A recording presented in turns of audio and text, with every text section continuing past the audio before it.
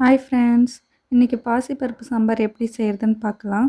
First 1/2 cup பாசிப்பருப்பு எடுத்துக்கோங்க. நல்லா வாஷ் பண்ணி குக்கரில் எடுத்துக்கோங்க. எடுத்துகிட்டு ஒரு தக்காளி, ஒரு பெரிய சைஸ் வெங்காயம், பொட்டேட்டோ, 6-7 பல் பூண்டு, இது எல்லாமே எடுத்துகிட்டு கட் பண்ணி எடுத்துக்கோங்க. அது குக்கரில் அப்படியே ஆட் பண்ணிக்கோங்க.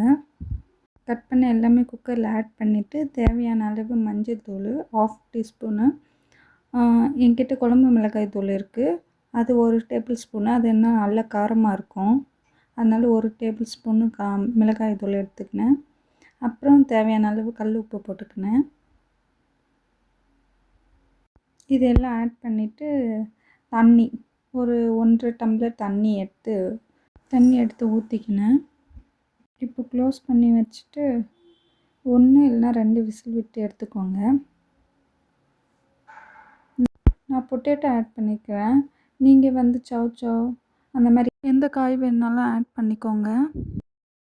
இந்த குழம்பு இட்லி, தோசை, சப்பாத்தி எல்லாத்துக்குமே நல்லாயிருக்கும். இப்போது நல்லா குழைய வெந்துருச்சு. இதை வந்து மத்து வச்சு நம்ம சும்மா அப்படியே லைட்டாக கடைஞ்சிக்கலாம். அடுத்து ஒரு தாளிப்பு கொடுக்க போகிறோம். அதில் தான் இந்த குழம்புக்கான டேஸ்ட்டே இருக்குது. ஒரு கடாய் எடுத்துக்கோங்க. அதில் 2 டேபிள் ஸ்பூன் எண்ணெய் விட்டுக்கோங்க. அப்புறம் எண்ணெய் காஞ்சோடனே கடுகு, கருவேப்பிலை போட்டுக்கோங்க. ஒரு கொத்து போட்டுக்கோங்க. இப்போ காஞ்ச மிளகா ஒரு 4-5 அந்த மாதிரி ஆட் பண்ணிக்கோங்க. நான் கட் பண்ணி வச்சுருந்த வெங்காயம் அதை ஆட் பண்ணிவிட்டு நல்லா வதக்கி விடுங்க. வெங்காயம் நல்லா வதங்கட்டும். அடுத்து தக்காளி ஆட் பண்ணிக்கலாம். ஒரு 1/2 தக்காளி, இன்னும் சின்னதாக இருந்தால் 1 தக்காளி ஆட் பண்ணிக்கோங்க.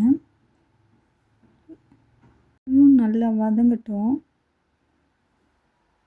ஆல்ரெடி நம்ம பருப்பு சாம்பார்லேயே உப்பு போட்டிருக்கோம். இப்போ வதங்கிருச்சு. நம்ம கடைஞ்சி வச்ச பருப்பு வந்து இதில் ஆட் பண்ணிக்கலாம். குழம்பு வந்து திக்காக இருக்கும். இப்போ வந்து நம்ம ஒரு அரை தண்ணி ஆட் பண்ணிக்கலாம் இதில். இப்போ குழம்பு நல்லா கொதிச்சு வரட்டும், அது வரையும் வெயிட் பண்ணலாம்.